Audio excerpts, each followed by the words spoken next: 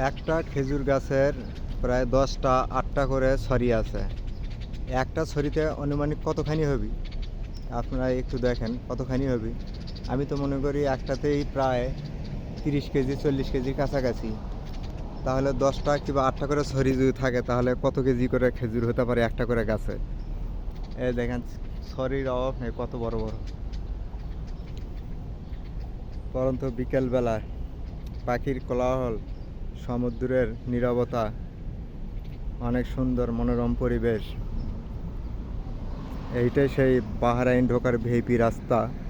এই দিক দিয়েই যেতে হয় বাহরাইন। এই রাস্তা দিয়ে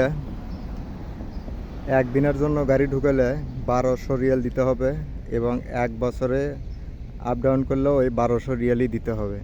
এটা সেই রাস্তা। এখান থেকেই বাহরাইন ঢোকে। বাহরাইন বিকেলের দেখা যাইতেছে না আজকে তেমন একটা। আর এগুলো যে দেখতেছেন এগুলো সব ন্যাচারাল। এগুলোতে জৈব সার দেওয়া হয়, পানি নিয়মিত দেওয়া হয়। এটা প্লাস্টিকের ঘাস না, এটা অরিজিনাল। দেখেন খেজুরের অবস্থা কি, খেজুর পাকতেছে, প্রতিটা গাছে খেজুর পাক ধরেছে। প্রতিটা গাছ থেকে খেজুর এখন নামবে কিছুদিনের মধ্যেই। আশা করি বাগানটা ঘুরে ঘুরে দেখানোর চেষ্টা করলাম।